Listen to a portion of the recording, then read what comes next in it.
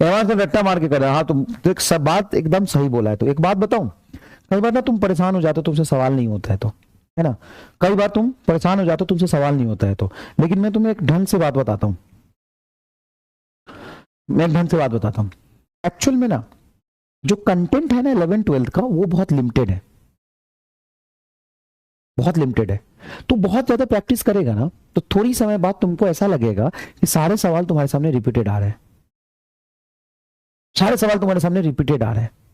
क्या होता है कि जब मैं पहली साल में गया था 2013-14 में पढ़ाने, 13 में एंड ही था 13 का, पढ़ाने गया था, तो मेरे से सवाल नहीं होते थे किसी कोचिंग के मॉड्यूल के, तो मैं किसी दूसरे से पूछ के करता था, तो टीचर मेरे पे हंसते थे, कई बार नहीं होता तो बच्चे बेइज्जती करके चले जाते थे। लेकिन एक बार उसको देख लिया, कहीं से पढ़ लिया, सीख लिया, अब दूसरी बार जब वो बच्चा आता तो उसको तुरंत बता देते थे। तो 2 साल मुझे लगे, जितने भी नॉर्मल किताब है फिजिक्स के, नॉर्मल जैसे एससी वर्मा किताब हो गया, XYZ कोचिंग इंस्टीट्यूट का मॉड्यूल हो गया, फिर बहुत सारे छोटे छोटे सवाल हो गए, सारे मैंने सॉल्व कर लिए, सारे सॉल्व कर लिए। उसके बाद क्या हुआ कि एक साथ में ना 3-3 4-4 बच्चे को डाउट बताता था। कैसे? एक बच्चा रख दिया, सर ये इस किताब का पेज नंबर 18 पे 16वां सवाल। हम क्या, 16 हटा किताब, ये ऐसे ऐसे करना, तुम ऐसा, तू बता सवाल क्या तेरा? सर ये 18 नंबर सवाल के 19वां नंबर सवाल, हटा, ये ऐसे करना, चल तू तू बता क्या है, तू बता, ये तो क्या मुझे वहां पे फिजिक्स आ रहा था? नहीं, मैंने सारे सवाल रट लिए थे। कैसे? सबको सॉल्व कर करके सीख लिया। ठीक है ना? तो एक्चुअल में क्या होता है, मैं मजाक नहीं कर रहा हूं जब मैं तुम्हें बार बार क्या कहता हूं, नहीं रोडोब नहीं किया, नहीं किया, बट कई कोचिंग इंस्टीट्यूट के इंजीनियरिंग के मॉड्यूल भी कर लिए मैंने। ठीक है, ठीक।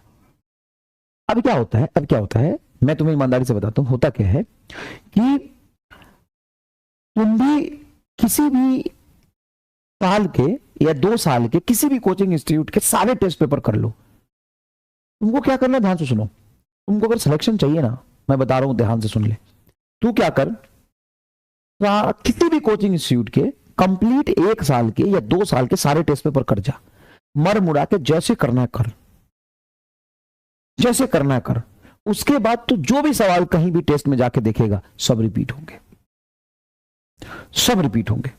मैं जानता हूं कंटेंट 11 12 का बहुत लिमिटेड है। 11 12 जो है ना, कोई रॉकेट साइंस नहीं है।